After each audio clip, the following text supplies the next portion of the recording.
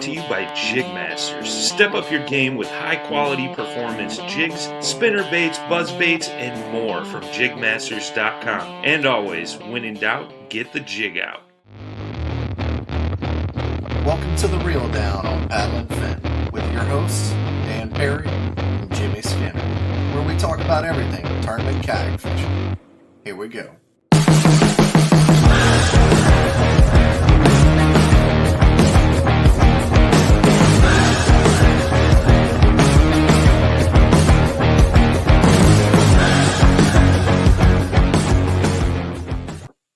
Hey everybody, welcome back to the Reel Down on Paddle and Fin. Glad you're listening, and we're going to have a great show for you tonight. How you doing, Jimmy? Pretty good, man. How you doing? Good, man. Living the dream. Things are good. About to have some work on the house, so I was preparing for that. That's my life, though. We're going to sell our house, so we're getting ready to sell it. That's the big thing in my life right now. Yeah, better you than me, man. I don't want any of that crap right now. One more time. I'm never moving again. Just once more. Until your wife decides that she likes something better. Yeah. Well, we're moving closer to our family and closer to the lake. So, yeah. Well, man, just because we hadn't said it yet, brought to you again this week by the Dugout Bait and Tackle in Marietta, Georgia. That's right. Thank them for taking care of us this year. We're going to take care of them. And with that being said, I got our first dugout deal. These are going to be I don't know how often, it could be a monthly thing. We're still working out those details, but so we got a deal for y'all right now. So while supplies last, you get a free Shimano SLX XT reel, unique gear ratio, with the purchase of a regular price St. Croix Legend Elite rod. They're high-end St. Croix. That's a $400 ticket rod, but they came. I want to say that that Legend series came out at last year's show. They've been selling like hotcakes. You look at half of the Dugouts team guys, and they were using those rods well before they were on that team. They're really, really good rods. I know most of the guys I know throwing chatterbaits are using Legend glass rods too. So great stuff. But that's the deal again, is the Shimano SLX XT free with the purchase of a regular price Legend Elite Series rod. So that's $130 reel for free. Yeah. If you can't make it over to the Dugout, not a big deal. Give them a call on the phone, and they'll, take payment over the phone and ship it to you. And this deal is exclusive for Paddle and Fin listeners. So whether you go in the store or you do it over the phone, let them know that you heard it here on the Reel Down with the Paddle and Fin, and they'll hook you up. And they've got plenty of other stuff. He just sent us a picture of all the Shimano stuff they just got in, and they've got ridiculous. It's a whole wall. Yeah, it's insane. Let me get this up here. They've got, they do have some Daiwas and other stuff, but they've got SLX, SLX XTs, SLX DCs, Corrados, a few Corrado Ks, MGLs. They got the Metaniums. They just, anything you could want from the Shimano line. And then, they've also got some blues and some KVD specials and stuff up there. So just be sure and, hit them up for anything you need, but definitely check out that deal. That's a killer deal. I mean, if you're looking to get one good combo to upgrade this year, that's a deal you can't beat. The Paddle and Fin special. Make sure you say Paddle and Fin, but and they can ship you the other stuff too. If there's some like that good JDM, or not JDM, but the good stuff from Asia, the Mega Bass, anything else, they have all that too. All the cool baits. It's one of those stores. They have all the good stuff in there. Not like going to Academy or something. Nothing against Academy. I'm just saying, they have the good stuff. Hey, I'm still going to hit you occasionally, Academy. So yeah, I'm going to Academy. They're right down the road. But if you want the good stuff, you go to a Dugout. All right. So without further ado, tonight we're going to start a 3-part series. That's what the plan is right now, and we're going to talk to clubs. And tonight we have 3 of the biggest clubs in the country. These all happen to be from the South. We're going to do it by region. So I think one of them is the biggest club in the country. So we'll start with that. But so first up, we have Vinnie Ferrari from Queen City Kayak Bass Fishing. I think you have the biggest club in the country. Next up, we have Nate Mayfield from North Alabama Kayak Anglers, another giant club. They usually have 70-plus anglers. I know I fished it. Jimmy tournament director. Definitely the grandfather and probably the best. I won't say it loud, but probably the best club in the state. I love Iron City, but yeah, y'all definitely do it right.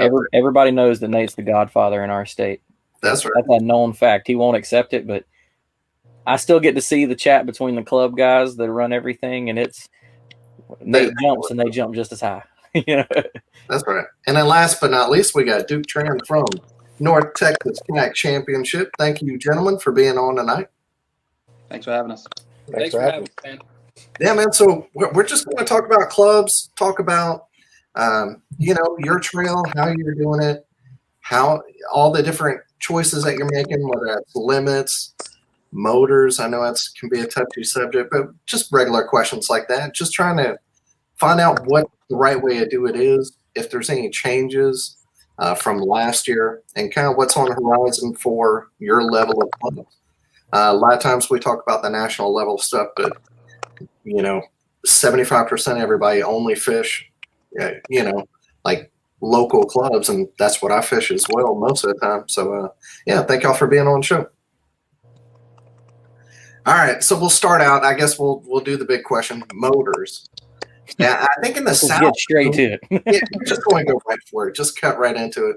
I think a lot of times in the South, we're a little bit different than in the North and the Midwest and Northeast. I think whenever we talk to clubs from there, there'll be more motors. Are y'all motor or no motor? No motor. No motor. Motor for us. Motor, okay. Texas all about the motors. Do you have is it different divisions or just one? You can have a motor. Just one division. The whole idea is, we have some of the best anglers in the country, literally in our backyard, and you guys know Guillermo very well, and for the longest time he just paddles up there in his little Diablo Amigo and cashes checks. So, people can throw around all the money they want, but at the end of the day, you're still getting beat by a guy with a paddle. That's always been my argument to it. There are advantages, and we could go down crazy rabbit holes. Go down the rabbit hole, dude. A huge rabbit hole. I mean, it's a canyon. If we allowed, like, a guy won a tournament or he didn't win. I think he got second in the tournament on Pickwick last year, and the kid was in a Send kayak, no fish finder, out there fishing ledges he knew from bass boat fishing. And he still was smacking down. And the only reason he did not win is because the guy that won caught a freak 25-inch monster. Wow. But the guy was throwing back 19s like the plague, and he had people sitting right there with him that could vouch for it. So it's a touchy subject for me, but it's understandable. It can be intimidating for sure. Yeah. Well, and I think that's really what hurts it for us. I mean, Jimmy knows we've discussed this every off season. Our board of directors, we kind of, at the end of the season, we kind of throw everything out and, say, hey, are we doing 3 fish? Are we doing 5 fish? Are we doing motors? No motors? And we talk it over. And Justin Rotten or no Justin Rotten? Yeah. So, for us, I'm not a paddling purist. There are plenty of those guys around that really look at kayaking as kind of a purist type activity. I'm not one of those. I mean, I'd just as soon have the motor myself for fishing, and I probably will at some point. But for us, it's really come down to, we think that as a kind of a grassroots level club, that it will be a deterrent to somebody very new to kayak fishing. They'll feel like they can't compete. Whether that's true or not is irrelevant. They'll think they can't compete, and so they won't enter. And we think that'll affect our payouts. We think it'll affect the people that enter the tournaments and stuff. And so, we may be wrong. We may, be right. I don't know. That's just. But that's kind of how the discussion goes down almost every off season for us. And we've, me and Nate have talked about it with, I'm not on the board with NAKA anymore because I'm doing the Alabama Bass Nation stuff. And me and him have, he's basically the one I talked to about all of this. And that's our thought with me running this and allowing motors, is that it makes just a separate option so that it doesn't affect the local grassroots clubs at all, and then gives a place for anybody that does want to, not quite go national, but wants to pay a little more, step up a little more to less limitations and see how they play out.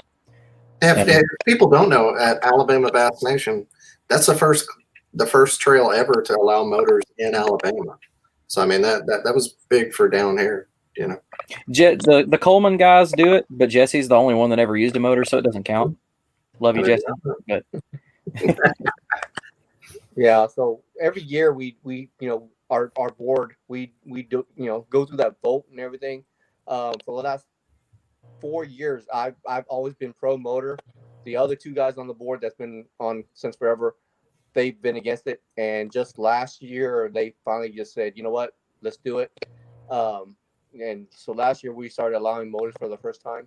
And I don't think it very for the last fishing all the events I've fished, national championship, the Hobie Boss events and all this other stuff. Well, not Hobie Boss, since there's no motors allowed, but the national championships and a lot of the KBF stuff, you see guys in motors, but you still have to really have some skills to really get into the money. And up until this past year, where everybody and their mom's got a motor, now you're seeing everybody get into some paychecks with a trolling motor. yeah.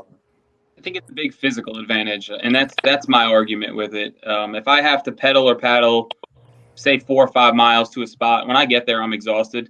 If I have to just click a button and go 4 or 5 miles, when I get there, I'm fresh. My whole day is different. The guy pedaling or paddling is cramping. He's thirsty. He's tired. He's out of breath. And this guy is as fresh as can be when he gets to that main lake 0.5 miles away. So that's kind of why we've stayed manpower, and I envision us staying manpower for a long time. Yeah, I can see that. We briefly discussed, having different tiers or different venues for a paddle only or power only. But at the end of the day, why break it down? Everybody just wants to compete. You don't want to compete with just some guys that paddle. There's a different price bracket since you're in a cheaper non-powered kayak. Yeah. It's just and a lot of our we have I run a weekly working man's tournament too. So a lot of beginners start from there. First tournaments every Thursday, a couple hours in the water. And we've noticed after the first year they want to compete for bigger money, be competitive. So they'll start with their SNs, they'll upgrade to a used Hobie or a used Slayer or something like that, and they compete. We've seen guys that just start right off the bat and they'll be in like a little a SN FS10 with a little trolling motor. But it's all about everybody having fun. We do a lot of we have a few guys that even fish out of canoes. So there you go. And it's something I can add to that too is, states like Texas, I could be wrong, but there's quite a few clubs in the state. Quite a few, yeah. Yeah, I mean, the state is so big, so there's plenty of places and regions you can go and stay in that grassroots style. Oh yeah. That was kind of the thought with Alabama was like, well, we've got all that, we could just add this in, not don't walk over dates with anybody, and it's just another option. Yeah, and I'm kind of the opposite keep here. doing that. I'm surrounded by motors, and I'm the only one who's man-powered now. So Easy. I think every other club within 2-3 hours, any direction, allows motors. So now I'm the guy they're coming to if they don't have a motor, I guess, is what's happening. Funnels in your direction. It works. Hey. And Vinny, how many people do you usually have at your tournament? 2020, year of the pandemic, we averaged 93 a month for 9 months. 9 main events. I really think you're the biggest club in the country, man. That's crazy. It's crazy to hear that. It's awesome. But it's a lot of hard work, and those numbers are slightly inflated because we are benefit working with Hobie. We had a Hobie event. We had 132 people that month. We did break 103 other times, but obviously that was our biggest event. We ran some numbers. When we double dipped, I believe I had 48. No, I want to say it was 39 Hobie, what we would consider Hobie only anglers that double dip. So we would have still been around the triple digit mark for that Lake Norman event, but you throw an extra 40 guys in there and your numbers get inflated a little bit. But I'm sure we're going to touch on it later. Lucky enough, we're going to have the opportunity to be inflated again in 2021. Yeah. What about you, Nate? I know I scored a bunch of our tournaments. What was our lowest? Well, our lowest like open registration one was almost 60, I think, last year. You know, we have that classic that you have to qualify for that's right. a little under 40.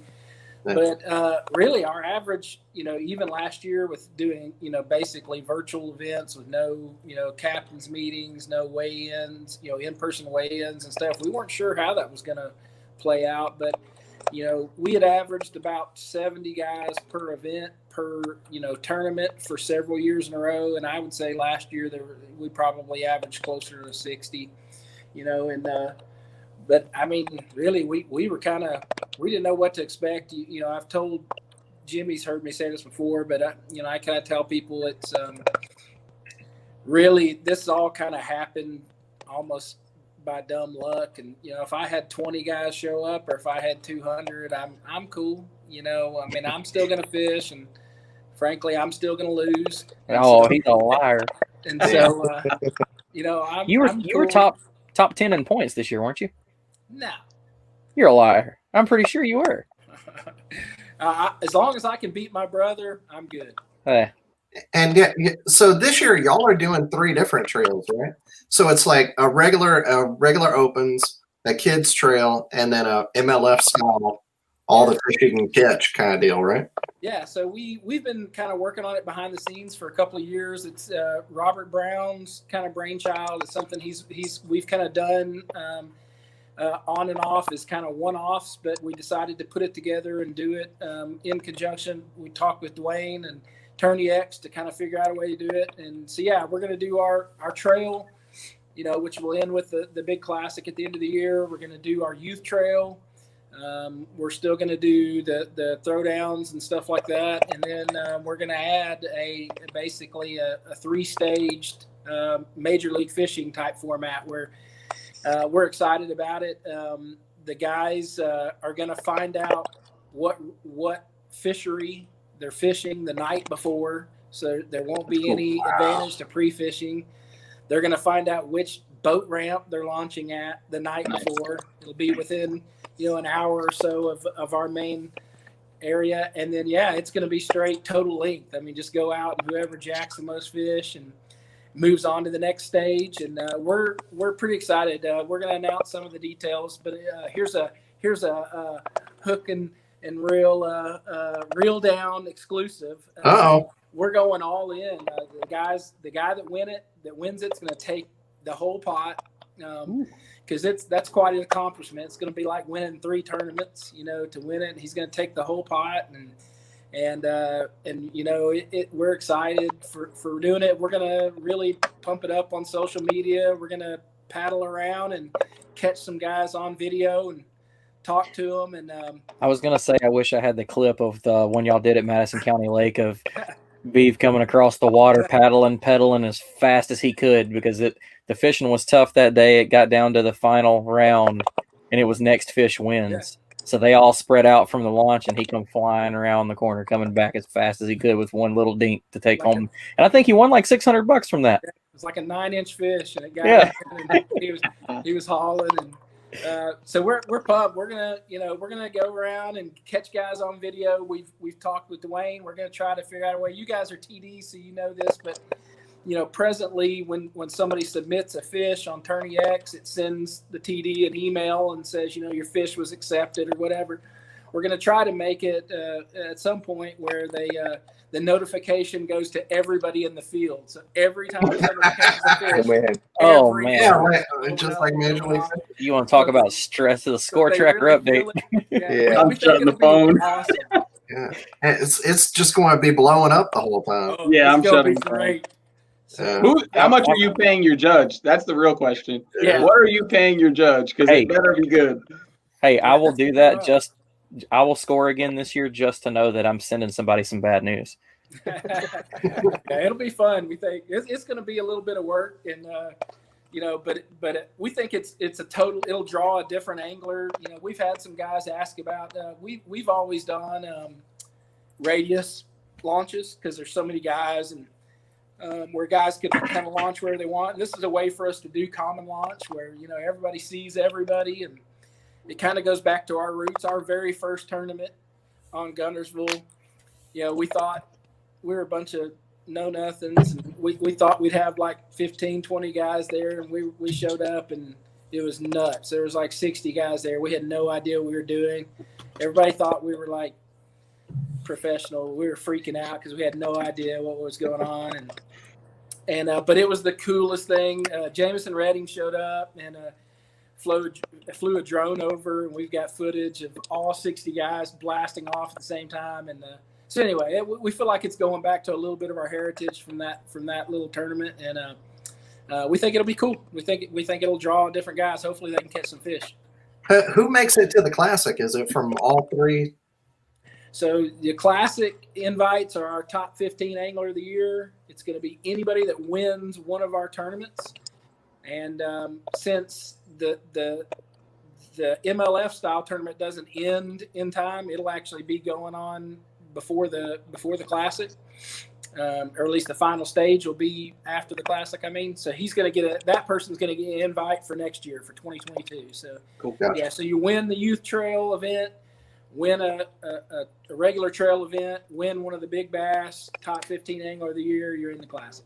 Cool. I'm fishing with y'all this year. All right. I'm coming back. I got 7th in angler of the year before last, and I'm going to try to improve on that this year. Yeah, y'all's schedule was legit. I couldn't not do it.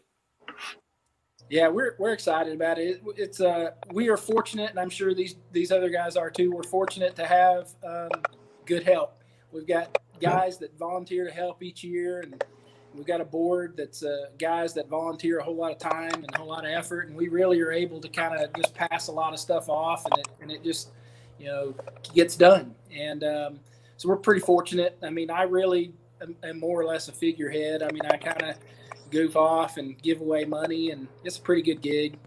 Go around and mess with people and give away checks. It's awesome. There you go. All right, Duc, how about you, man? How many people do y'all usually have? But you have so many clubs in Texas. Y'all have a lot of competition. We have a lot of clubs in Texas. So last year we basically with COVID we averaged around 45 to 60 anglers. But years before we were averaging about 80 to 90. So it dropped drastically. Between that and we had a few new local trails pop up, and I don't know, it was a weird deal. Yeah, that's something intense.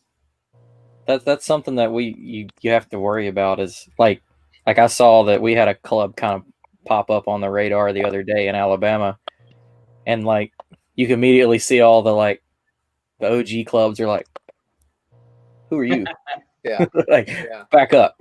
Yeah. It's like, you have people, and they try to be slick about it. They'll ask you about this and that, and, who do you use for sponsorship and stuff like that, and then new trail. What the hell? Yeah. Dang, that's messed up. And then they get a taste of how hard it is, and then they disappear. Yeah, they do. And usually those little trails is like 10 guys fishing all year long, and then the guy decides to move that was running, and then all the other guys just want to fish. They don't want to run a trail, and they're like, well, who's gonna run it? You run it. No, you run it. Like, oh, whatever. It's just every year you deal with that. That's something that when me and Nate talked about it, they threw my name out to do the Alabama thing. Steve Owens called me. He was like, now you realize that you can't fish these because you will not have time to figure that out. I was like, oh. So I'm over here making a trail that I want to fish. Yep. And I don't get to fish it. And I'm like, well, the hell with y'all. We're going to go to Mom and Papa's lake. Yeah. If I can't fish, y'all can't either. This was almost a year. So it sounded like, Nate, you still fish your series. Did I gather that? So this was almost the year where I ended it all. And I was sad about it. I built this so I could fish home. And then to think we got so big I wasn't going to be able to fish anymore, I was like, well, that defeats the purpose of how this began. And so I went to my judges, and one of them is my wife. And I went to my wife and I said, I'm done. I can't fish anymore. She's like, what do you mean you can't fish anymore? I said, I can't keep expecting people to work for me for minimal pay or no pay and still continue to fish and cash checks. And my other judge was like, if you don't fish, I quit, and then you're screwed. And I was like, oh my God. See, And then my Nate- anglers were like, if you don't fish, it won't be the same. Your passion won't be there. So luckily, somehow, I'm at least going to start the season next week, and still plan on fishing year 7. So we'll see what happens. So Nate rules with an iron fist, and Oh, yeah. he has built NAKA to where we don't get paid, which I'm not on the board anymore. We don't get paid. We do all the work, and he still fishes, which all the board members fish. It's just works out when someone's not there. If somebody's going to give up 8 hours of their time every month, once a month, 10 hours really, if you're doing weigh-ins, I got to do a little something. So we're blessed enough to have money coming in from sponsors and still be able to pay over 100%, still be able to pay judges, still be able to pay extra side pots here and there. So my judges are paid, but nothing. You're not going to get rich off Queen City. No, and I'm completely kidding, man. What NAKA has is a good thing, man. It's all these guys look forward to it just as much because it's an excuse for everybody to hang out, goof off, cook out. Yep, it's just a good time. Sitting here with these guys, I don't know either one of you. You probably have no idea who I am, but it was just interesting to hear how the pandemic affected all three of us kind of in a different way, right? Nate, you were kind of even. Duke, sounded like you took a big hit, and somehow we grew. And I had no idea how that was going to play out. I don't know why it played out that way. It could be so many other variables. All we look at is, of course, COVID. But, when that hit in March, it literally hit in the building with Hobie Bass Open. I was standing there with AJ, and the news hit. You can't gather. And we look around. We had 130 people in the room, and we were like, oops. Well, it just happened. We were like, what's going to happen now? And that's how the rest of the year played out. And you just figured it out. We did a lot of this. We did a lot of Facebook Live. And like I said, I guess we got lucky that we were able to grow through the hard time. So I have another question. I think I might get a different answer from all of y'all. So I'm kind of excited about this one. How many what's your limit for your club? Nate, we'll start with you.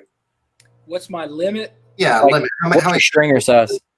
Oh, ours is 3 fish on normal trail stops, 5 fish on our classic, and then the Major League Fishing one, of course. All the fish.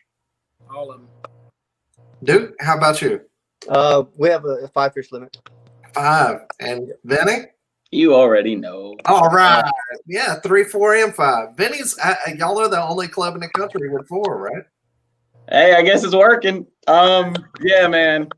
For those people who know me, I like to be different. I don't want to be like everybody else. So when I started this 7 years ago now, everybody was either 3 or 5. 3 was kind of the thing back then before the sport grew and it got big and nationwide and all that. So a few were doing 5, most were doing 3, and I was like, I don't want to do either one of those. So we did 4, and until this day, up until this point, I don't have a reason to change it. So it's a good blend of quantity and quality. You're not going to win with 512s. You're not forced to catch 320s. The 16, 17-inch range is usually going to take home a pretty good check. So we like it. I haven't had too many complaints. Always, we do the tournament recaps each week, and it always throws me off. I know. Like, they won with 83 inches? Like, well, my tournaments. Damn, that must suck. Yeah, we used to say 70 was the magic number, and people who fish 5 are like, 70, I ought to kick their ass. But you catch 70 in 4, you had a decent day. Now, the level of competition has gone up as we've grown, and now I really think the magic number is closer to 72, 73. But you still get a win every now and then with 60-something. That's crazy. Wow, cool. Yeah, that's interesting there. So here's a question, and kind of, it is a big question, and we could go all night just off this one question. But how do you? There's so many different ways to do it. How do you build a schedule? Is there something like? How does that start? Does it start with the areas? Maybe you get a little bit of money, so you want to make sure to have them on your schedule, or are you doing it for, like, you want to be at a certain lake at a certain time? And maybe that changes all the time. Is there kind of a way that y'all have found the best way to do that? Who's going to start? Start with you, Duke. You want to do it? Yeah, sure. So we start with, we know Texas is pretty big. We know which lakes fish better earlier in the season. So we try to schedule those lakes, beforehand. Like the last 3 years, we usually like to start the year off with Fairfield. And 2 years ago, up until 2 years ago, it used to be a power plant lake. But they closed the power plant down, and it still fishes fantastic. It puts up some monstrous numbers. You're gonna, I think the last couple of events, the winning stringer was 98, 90, 97, 98 inches. I think, there's one or two events that we've had there that it was 100 something inches that won. So Guillermo actually won it last year with about 100 something inches. So he does a lot. Yeah, it's got some monster fish in it, and a lot of the people that fish there, the bass boats and the people that fish it normally, they all target tilapia. It's a power plant lake, so there's a huge abundant resource of tilapia in there. So and then we kind of schedule lakes that fish for the time of the season. Yeah. We have 3 or 4 lakes that fishes better early in the season, and then a lot of times we know at the end of your last trail before the classic, people start dropping off because they're not going to make it to the classic anyway. So we usually choose a fun lake for the last event, just to keep the numbers up, just to give everybody some fun fishing. So we choose lakes with are easier to fish, less pressure, but as we go on, it gets less and less.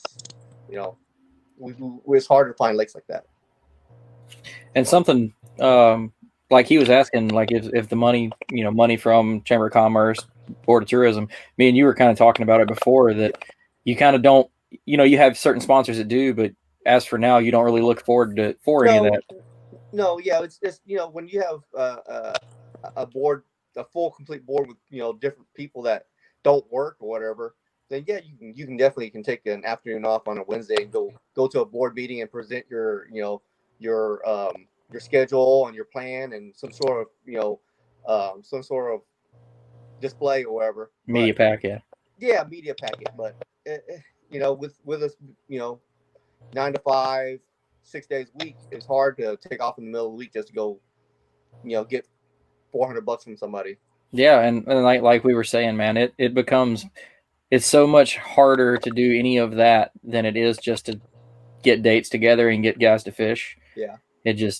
Like, in my opinion, that's the worst part of it for me. Like, to the point that we'll probably just wing it again this year with the Alabama Bass Nation. Yeah. Yeah, we do.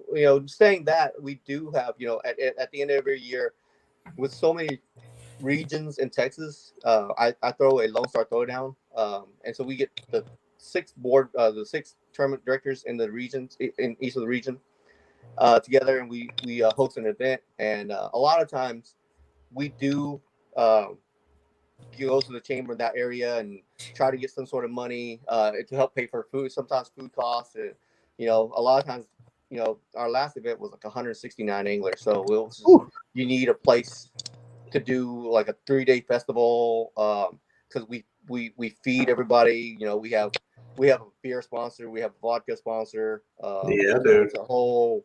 I'm gonna start coming to fish in Texas. That's right. But yeah. Cool. Who's next? Who wants to take it next? I'll jump in. All right. Hey, Duke, can you go all the way out and follow the link back in? You kind of got a little bit going on with your feed there. Okay. Okay, thanks. So couple new things we have to stress are the size of the club. Some of our lakes just aren't big enough for just say 90 anglers. So we've had to build a schedule around, I've had to build a schedule around ramps, the amount of public access points, And then you got to factor in the weather. We're in the South, North and South Carolina, but it still gets pretty cold. Our lakes are in the 40s right now, high 40s. So what happened last year is we started home on Lake Wiley, no travel, backyard, and the water was like 47 degrees, and we had a terrible rainstorm that week. So now we're fishing 47-degree chocolate milk, and that's just never fun. So this year, when I built the schedule, we really only have 2 lakes that you don't have to worry about the clarity, Lake James and Lake Norman. And those will always be clear no matter what happens. There'll be some parts that are stained up, but for the most part, they're crystal clear lakes. One is a mountain lake, and one is right here at home. So we started this year early on the mountain lake, January 9th, next week. We're up in the mountains. The water is 46 degrees, but it's like 20-foot visibility no matter what happens this week. So as far as the other part of it with the size, we've had to, I'll use the word eliminate, but then I'll come back to it. We've had to eliminate some lakes that we just can't go to anymore because we're too big. We have a local lake here. A lot of anglers love it. It's more of a fun lake, like Duc was saying. You're going to catch a lot of numbers, but you may not catch anything over 17 inches. And it only has a handful of public access points, and it's very small. So rather than, and this happened this year, 2020, rather than completely eliminating it, we turned it into what we call the Carolina Clash. So we combine it with other 2 home lakes. So now throughout the season, you get to fish Lake Norman and Lake Wiley, guaranteed on the schedule. Those are the home waters. And then you get another event where you get to pick Lake Norman, Lake Wiley, or Mountain Island Lake. So you get a choice, and that's our Carolina Clash. And then we stepped on that again in 21, and we did it with 2 other lakes. So we have 3 multi-lake events this year, which is going to be brand new for us, but it spreads everyone out. When you're looking at triple digits, we've never had a down year, so I can only anticipate that we're going to grow again. So when you're looking at triple digits on an average per month, you got to have 20, 30 ramps available. So one event is 4 lakes, and the other 2 events are 3 lakes.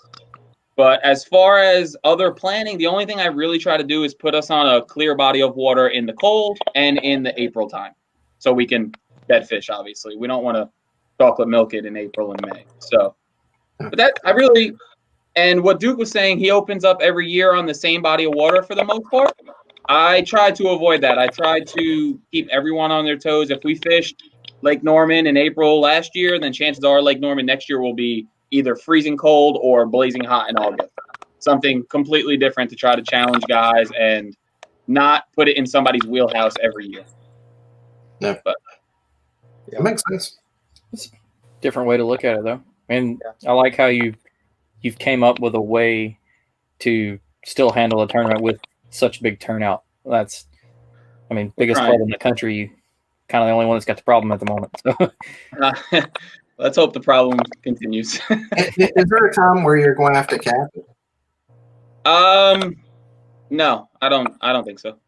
I know some, I don't remember who we had on, but they were talking about, I think it's some of the Northwestern states will have club, like you have to have permits for the lake. You can only have so many people at the tournament. So here's our way of avoiding that. And I hope this doesn't get to any kind of law abiding stuff, but if we don't gather at a ramp, I don't have to get a permit, because your permit is for the parking lot to say you're going to have 50 trucks at the parking lot or trailers or whatever. But if we don't ever gather at the lake anymore, we always have off-site weigh-ins pre-pandemic. So we would go to tackle shops, restaurants, stores, anywhere that'll have parks, anywhere that'll have us. If a tackle shop or a kayak shop is the sponsor, then we're at that place. But we have not been at a ramp until the first time we had 96 anglers, and I'm surprised we didn't get in trouble. And that was the last time we did on the lake weigh-ins. So yeah, that's how we get away from worrying about a cap. As far as being able to control it, as long as my judges are good, we're good. I'll hire a 3rd judge if I need to, or I'll stop fishing if we need to, but I'm not going to not give someone the opportunity to fish with us because of numbers. Yeah. Awesome. Cool. What about you, Nate? So back when I used to, just whatever Nate wants, I would have basically to slub like the rest of these guys and actually plan my own trail. Chris do a great job, and they look at it, and they carry on a lot of the stuff from back when me and Eric and Robert were running the trail and stuff. But a lot of what these guys said, we look at the lakes that we have to fish. We look at, like for us, we've got Gunnersville. We pretty much have to fish that. And we look at when it's the best time to fish that. And then we look at the other lakes. And then I ask the tournament directors to always kind of throw the guys a curveball, keep it fresh, throw a lake in there that we don't always fish. And, even if it's difficult, even if it's something, that's not a great fishing lake, I like to try to just kind of throw that in there. We look a little bit at chambers of commerce, and to be frank, we've done that in the past, but it is an additional stress. I feel obligated to try to have a good turnout when somebody's, offering money like that. And I feel like that it's, it's fair for them to have expectations of us. And the reality is that I don't really control that. I mean, we have averages. We know how many guys fish, but I would feel like crap if somebody gave us a bunch of money and then we just had a dud of a tournament, and so, we try to keep our tournaments, Jimmy knows this, and Dan, I mean, our tournaments are like club socials, and, we like that vibe, and, heaven forbid you actually win one of our tournaments. I mean, you get a check and then you get called a lesbian for 30 days. I mean, that's the vibe of our club. I mean, you win angler of the year is the worst thing you can do in our club. No one cares, straight up, and they're going to make fun of you all year. You're going to get a year's worth of abuse. And, so for us, we kind of fish where we want to fish, when we want to fish. And we do have a similar challenge in that we don't fit everywhere. And one thing that I will throw out that was touched on before, but, if you've got a pretty good fishing lake and you've got some pretty good restaurants around, you've got a pretty good chance that NAKA is going to come do a tournament there, because that food after the tournament, when you need to console yourself with food for fishing all day and not catching a bunch is a big deal for some of us guys. And what you were saying just a second ago about, like we don't fit everywhere. I can think of one story, I think it was 2 years ago.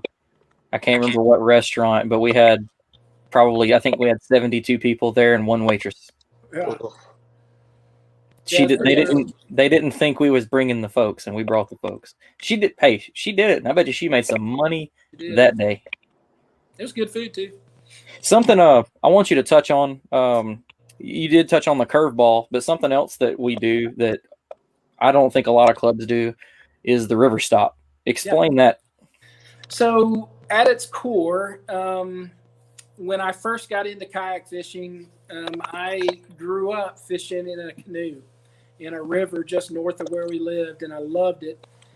And when I bought a kayak, I fished with my dad and in a boat in Gunnersville, usually, sometimes Wheeler. And so I bought a kayak thinking that I would fish where I fished with my dad. And I found out really quick that I suck at lake fishing. And so I met some guys. Alan Fowler was one, and there was others that kind of opened my eyes to fishing small creeks and catching big fish and in moving water, especially in the dead of summer. And so where I really kind of fell in love with kayak fishing the second time was creek fishing. And so as we started putting together tournaments and other things, I mean, we started looking for ways that would, particularly for our Angler of the Year points, that would make an angler have to be pretty well-rounded, that could go out and compete on the lakes, multiple different lakes, but also could compete in a moving water tournament. So it's pretty vague, I think, in some way, but we tell people, it's got to be moving water, and you need to be up from the center line of the fishery, the body of water. You should be able to cast and hit both banks, to give them an idea of kind of what size we're talking about. And they really suck at casting. The leaderboard is like a complete toss-up from our other tournaments. I mean, and it kind of shows you some guys just are really good at river fishing, some guys are really good at lake fishing, and we always plug it in right smack in the worst summer, dog day summer months, so that you can get out, you can swim, you can cool off. And it's for anybody listening or that ends up watching this, that may sound like a kind of an odd deal, but it still gets probably our most participation. Other than, everybody shows up for Gunnersville, but the river stop's a huge hit in our state. Yep. Yeah, and it's I think it puts guys, it exposes guys to river fishing. The reality is, in my opinion, guys are most likely to want to conserve, protect, and look out for something they appreciate. And if I can get them on that small, skinny water, and they can get hooked on fishing, catching big fish in that skinny water, they're more likely to participate in litter and trash cleanups. They're more likely to participate in any of our outreaches where we encourage the public to not litter and to not jack up all our rivers and streams. If they love it, they're more likely to try to keep it. And so that's just my 2 cents. Gotcha. Cool. It's a good thing, man. I know a lot of people love that. I think you're going to see, I see more and more people going skinnier water across the country. You hear a lot of guys talking about it. I don't know if they realize what we call skinny water and what they call skinny water is way different. But I think that we'll start seeing more and more clubs having, I know there's some Midwestern trails that are doing whole trail series based around basically that same concept. Maybe not as narrow, but moving water only, way up creek, off lake, stuff like that. So it's definitely a cool concept. Yeah, and it's the only trail that we do that I'm actually competitive in. So I'm pretty good with that one too. Nate has a thing for coming in and being in second or third place and earning his paycheck. And then he, as you can tell by his wall behind him, and he's got like 6 kayaks in his garage, a few Hobies. He's making a really good living off our bump sticker money. So for anybody that needs to know what that is the fence board on your measuring device. In NAKA, you buy a little sticker that you put there that you put your identifier code on. They're like $3. Yep. But Nate's became a multimillionaire off that, apparently. So yeah, we make $50,000 on each $3 sticker. It's fun. I knew I was doing something wrong. I love that. I have to get one for a new board, by the way. So. I should have got Nate to send me some of all of the meme war pictures with all that, truck bought by Nate. Oh, there's so much good stuff. Nate, is that sticker Clifton Allen approved? Is it Clifton Allen approved? Yes. I don't know. I don't know if. Yeah, I don't know. We have Allen Brothers strong feelings about our bump sticker. It's pretty funny. So. Yeah. Oh man. So if there's kind of y'all been doing this a long time, all three of y'all. Is there? Let's say somebody's starting a new club, hopefully not right in your area, but if they're trying to make their club better, even if it's not new. What's one piece of advice that you would give that tournament director or that club that you've learned this lesson, and if you don't do this one thing, you're screwed, or what's one kind of piece of advice you would give them? Vinny, we'll start with you this time. Rules are rules. No black, no gray, black and white. You either broke it or you didn't. Nobody should have to think about if they broke a rule. Nobody should have to wonder what the penalty is, if I'm disqualified, if it's a half an inch.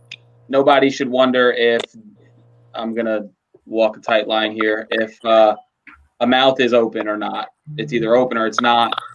But I think rules are rules. If you got to disqualify yourself or you got to disqualify your best friend or your co-commish or whatever it is, rules are rules. That's just more fun if I get to disqualify one of those guys. I mean, I've disqualified some of my best friends, and I look at those pictures 10 times as hard. We got a guy in our club that can vouch for it. I gave him hell trying to disqualify one of his fish just because I like him. See, this was a different situation. This was we didn't use Tourney X until this year, but before Tourney X, we used to force you to take a selfie at the ramp sign with your identifier completed, right? So that was the OG check-in. And this guy came in with a cashing check limit. And after I judge all his fish, okay, let me see your selfie. No selfie. So He said, Vin, I almost punched you in the face that day. And then, and the next year we were teammates in the team division. So, but he's a good buddy of mine. He'll know exactly who it is when he listens to this. And he travels with me when we do the Hobies. We stay in hotels and houses together, and we're really good friends. And he's plotting his revenge. That's what he's doing. Yeah, he's probably gonna kill me in my sleep. You're screwed at some point. At Seminole. But yeah, rules are rules. I mean, I think that's just the biggest thing for me, and I think that guys know that I'm not playing around. Yeah. Duke, how about you, man? I'd have to agree with Vinny on the rules are rules deal. I same thing here. I had to DQ a couple of my really good friends, and it was just somebody posted on Facebook, hey, who's this guy fishing beyond the buoys on this lake? It looks like he's fishing a tournament. And I just happened to be online at the time, and I was looking, I was like, you know what, I know exactly who that is. Texted him right away. I was like, hey, are you fishing to the dam? He goes, yeah, why? What's up? You're DQ'd. He goes, what the F? What are you talking about? Yeah, it was bad, but read the rules, bro. Yeah. Well, it's this guy. He's one of our top anglers. He's usually third or fourth place. Fishing without a fish finder. So I guess he drifted off beyond the buoys, and at the time the buoys were like really sporadic. So, but again, it was a actual crappie guy that saw him. He was like, "Hey, who's this?" I could not. You either take care of it, or I contact the game warden. So, yeah. Well, there you go. What about you, Nate? So I got a little different take, and I mean, early on, it was pretty important to me, and I would instruct the judges, to err on the side of the angler. I said if it was clear, that the fish, like if somebody took a fish that was upside down, we could score it. If we could score it, we'd score it. And then, like Vinny, we switched to Tourney X this year, and that was the time for us to just really kind of make a hard, fast line that, hey, it's in Tourney X. It's crystal clear. Let's be as strict as we can. And so, yeah, if I was starting a club today, I would agree with these two gentlemen. And I would add, be you. Don't try to be somebody else. We see lots of clubs that are trying to be KBF and or trying to be something else, and that's tough. I mean, that's tough coming out of the gate to try to be somebody that's been doing this for years and learned what worked for them. Just kind of be transparent and be what you are, and it can work. I mean, we've got clubs in Alabama that are vastly different personalities and the way they do tournaments and other things, and what they do works for them, and what we do works for us. And so yeah, I just say do what works for you, be transparent, and then stick to your rules.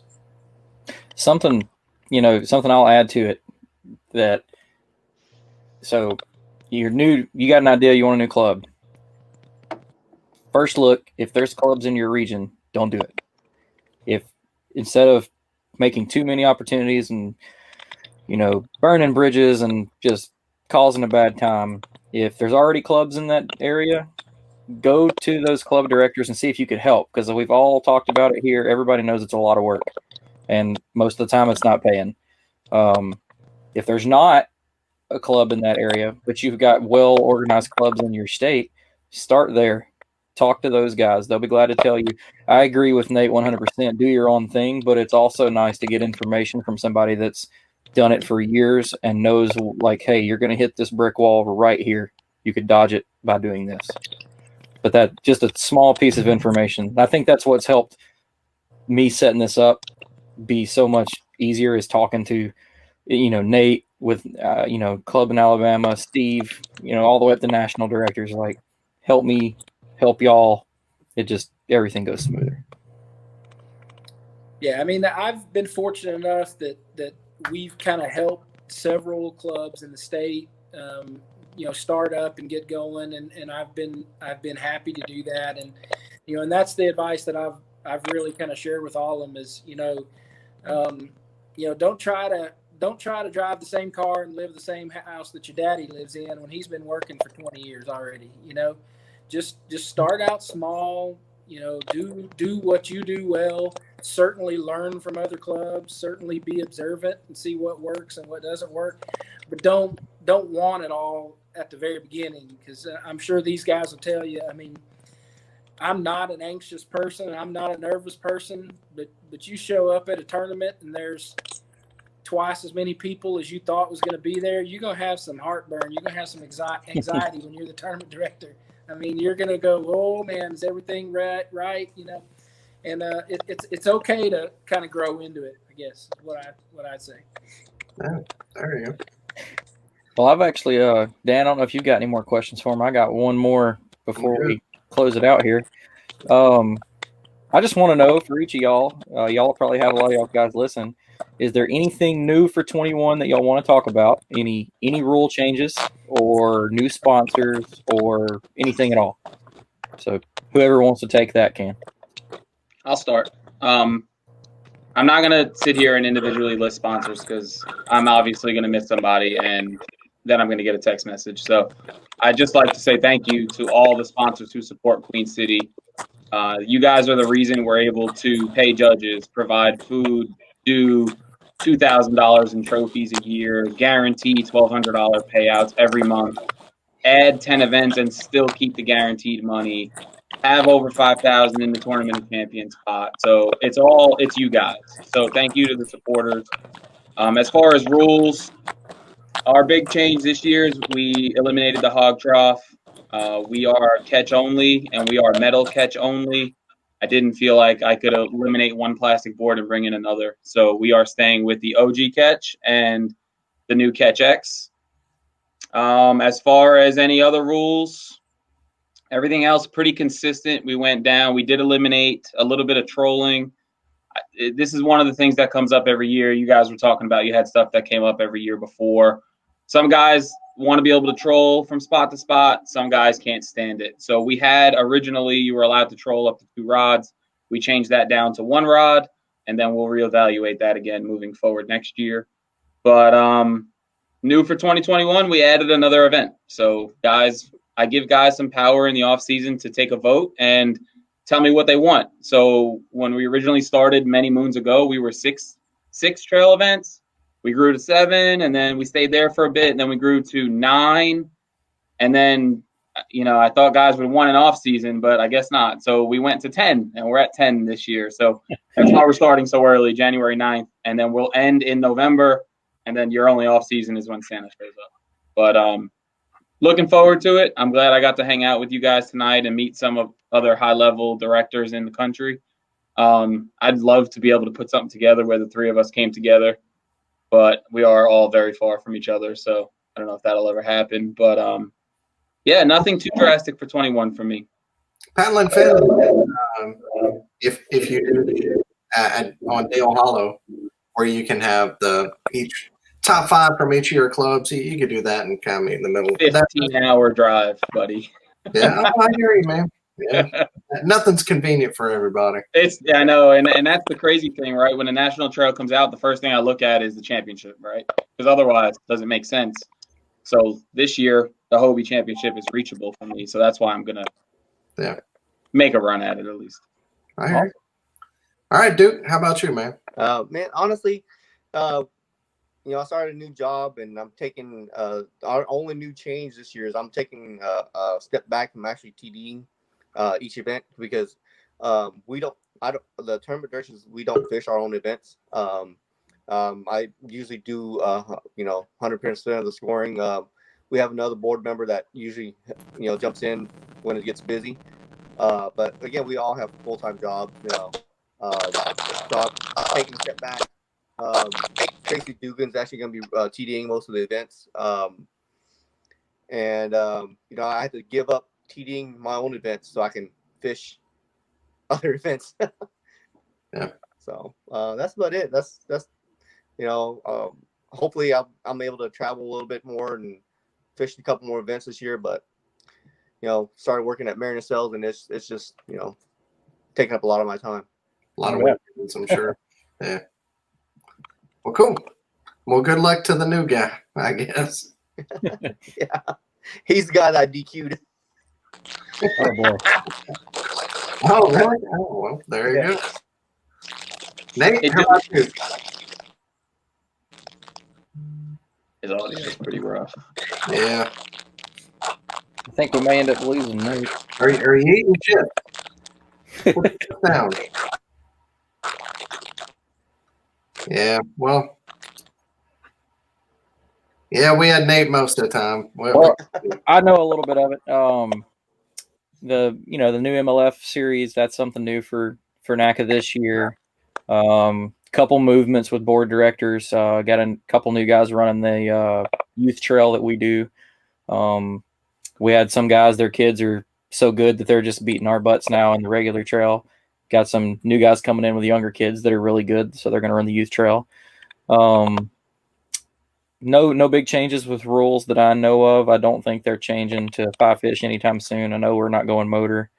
And then I'm sure, I don't want to name drop sponsors. I know that they picked up the Dugout as the main sponsor this year. They're giving Angler of the Year is getting Hobie. So again, thanks to Dugout, they take care of us. They take care of NAKA and so many other clubs around the Southeast. So and it's only up. I have a feeling that that's just going to continue to grow for them too. Yeah. But I'm sure Nate will tell me I forgot something. So, but I'm not on the board anymore, buddy. So. So I have a question, and I guess Jimmy, you'll be able to answer it. So you guys keep talking about your board. Are you all nonprofits, or both of you nonprofits? Oh, there's a bunch of guys, and it's completely nonprofit. No, yeah. Like, are you a 503c? I think so. Duke? No, we're not. Oh, so you just have a board, but it's just a bunch of guys at a table. Just a bunch of guys that volunteer to do a bunch of stuff. And we also help out scoring for the other regions in Texas when they want to fish some events. So we do take turns, scoring other, like the East Texas or actually West Texas or Fort Worth guys. We'll actually score some of their fish for them. Cool. So, I'll actually correct that. I know that we actually are not. I was thinking we're an LLC. That's what I was thinking of. That's what I am as well. But you guys keep saying board. My wife she owns a school and she has a real board, and they're a nonprofit. Right. No, our board is a bunch of people that should not be in control of anything. We like to eat and drink and make fun of each other to points people get really upset. But everybody comes together for the club, and it works well. A lot of the board members have been board members since it started. I say board, it's just, tournament directors, basically, just a bunch of tournament directors. Yeah. I wish I could tell you how many there are. Because we've got big bass directors, trail directors, the 2-head guys, now the MLF, the youth, throwdowns. Like throwdowns for us are just toss-up tournaments that anybody could host, but we have a guy that gives you the paperwork so that everything's covered for, safety, liability reasons, things like that. That's what I did for us, was just, I want to fish Guntersville this weekend and take some money. So y'all come out here and give me your money. Cool. But, yeah, we call them Sunday shootouts, our little throwdowns. Heck yeah. Old Sunday Heathen tournament. We did a bracket one. That big national bracket one that was going on? We took it to a smaller scale. We did a bracket one last year. We did it twice. I'm going to try to sneak that in this year, but with 10 trail events. And then we have a charity event we do every year. And then we have a co-ed event that we're doing this year. So it's going to be, I don't know if it'll fall in place. Y'all are going to end up like the, I think it's Tennessee Valley, TVK. They fish like all year. Like we fish all year. I mean, usually I say we're not going to fish in December. Vinny, Vinny, you sure you have a wife? Yeah, she's right in the other room, and she's amazing. So I hope somebody listens this far. She's the judge, man. She's judging my little 12 inches I submit. Man. And she runs her own high school. So that's crazy. The only one in the Southeast. I got to give her props. You opened it up. I got to give her some props. My wife, I taught her how to run Tourney X. I had to run an errand during one of the tournaments, and I gave her she watched me do it a couple of times. And then I was sitting there and letting her score fish and making sure she knew what she was looking for. And now I can say that most of the tournaments, if you get a fish DQ'd, talk to her, and I promise you won't get through that too far. It's not good. Yeah, so check this out. So I have 2 judges per tournament. We had the Hobie event come to town last year, and it was huge. I would say our average fish per event is somewhere in the 120 range. No matter how many guys we have, it's kind of between 120 and 150. Well, the Hobie event comes to town. The lake is on fire. There's 132 anglers, and my other judge can't judge that day. So she judged 598 fish by herself in 8 hours, and she almost quit, but she did it. No errors, no mistakes. It was flawless. So she does a great job. Awesome. Well, Nate, you got any final thoughts before we go, bud? I tried to cover it as best I could. I don't know. Does it still sound terrible on y'all's end? No. Okay. All of a sudden, it just stopped. A little better. It's still crackly, but it's all right. We made it through it. All right. Can you repeat the question now? I was just asking if we had any, closers from you or, new sponsors, new things. I hit on the dugout. You talked about the new MLF series. We had some directors move around doing different things. Anything else I missed? No, that's really it. I mean, I want to thank the guys that do all the real work so that I can walk around and look sexy. Those guys You would get along. do the main work and I appreciate them. Chris McNeil, Chris Marks, Robert Brown for the NAKA League fishing. Really appreciate Dan Sasser and Derek Simmer and I really appreciate Randall Wallace. Just all the guys that do all the hard work. Everybody but my brother. He doesn't do anything. But I can honestly say I don't know what David actually does. So Dave's, I give him a lot of crap, so I'll give him props here. But Dave's, we have a saying in our club, when a guy shows up for a weigh-in and he looks downtrodden and a little depressed, we have a saying that says, I said, "How you do?" And he's like, "Well, I'm just here for the drawings." And we give away drawings. We even have it on shirts and everything. But, Dave does a ton of work to make sure we have stuff to give away for drawings. He's the guy that deals with a lot of the sponsors and stuff and make sure that we have stuff for guys to go home with to console their feelings when they didn't catch any fish. So, and he's not kidding, man. Our giveaways are better than any part of the tournament. Full rain gear, man, all sorts of good stuff. Tackle, we've got the same thing with the youth trail.